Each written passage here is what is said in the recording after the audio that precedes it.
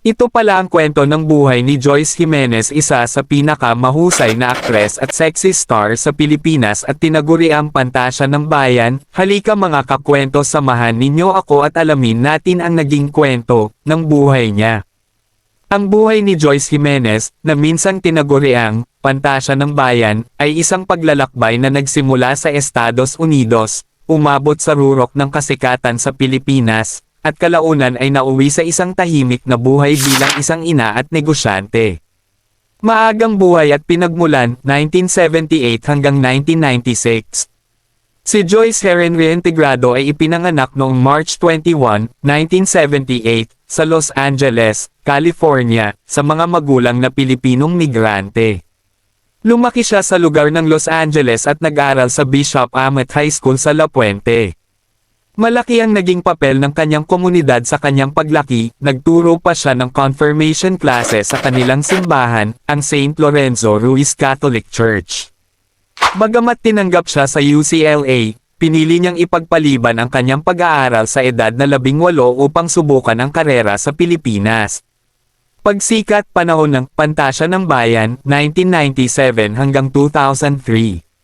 Nagsimula ang karera ni Joyce sa Pilipinas sa maliliit na papel sa mga pelikula tulad ng Dahil Tanging Ikaw, 1997. Ang kanyang malaking break ay dumating noong 1999 sa pelikulang Scorpio Nights 2, na nagdala sa kanya sa kasikatan bilang isang pangunahing, sexy actress. Tagumpay sa mainstream, pinalawak niya ang kanyang kakayahan sa pag-arte sa pamamagitan ng pagganap sa mga romantic comedy tulad ng Narinig Mo Na Ba Ang L8S? 2001, kasama si Aga Mulak, at Pinaypay, 2003, kasama si Ay de las Alas.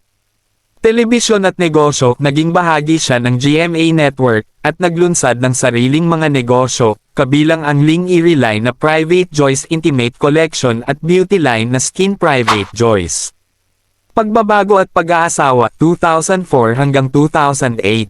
Sa kasagsagan ng kanyang karera, nakilala ni Joyce si Paul Eli Egbalik, isang Filipino-American at miyembro ng United States Air Force, habang siya ay nagbabakasyon sa San Diego noong 2005. Habang lumalalim ang kanilang relasyon, unti-unti siyang lumayo sa mundo ng showbiz.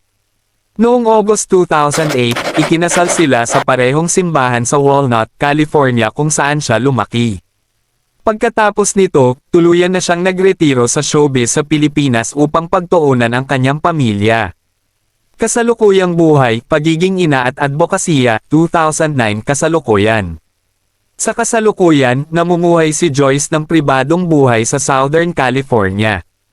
Mayroon silang 3 anak, sina Georgia Ellie, ipinanganak noong 2009, J. Senador Elise, at Julian Ellison. Pokus sa pamilya, ibinahagi ni Joyce ang mga saya at hamon ng pagiging ina. Ang diagnosis ng autism ng kanyang bunsong anak ay nagtulak sa kanya na maging aktibong tagapagtaguyod ng autism awareness. Negosyo, patuloy niyang pinangangasiwaan ang kanyang Ling Eerie business at iba pang personal na brand habang inuuna ang kanyang papel bilang full-time na ina. Bagamat nananatili siyang isang minamahal na personalidad sa kasaysayan ng pop culture sa Pilipinas, sinabi ni Joyce na wala siyang pagsisisi sa pag-iwan ng kasikatan, dahil natagpuan niya ang tunay na kasiyahan sa kanyang tahimik at simpleng buhay kasama ang kanyang pamilya. Nagustuhan nyo ba ang ating video mga kakwento? Wag mo naman kalimutang i-like ang video natin at i-follow mo na rin ako, para updated ka sa mga bagong video natin at i-comment mo na rin dyan sa baba kung saan lugar ka para alam ko kung saan nakarating ang ating video. Salamat!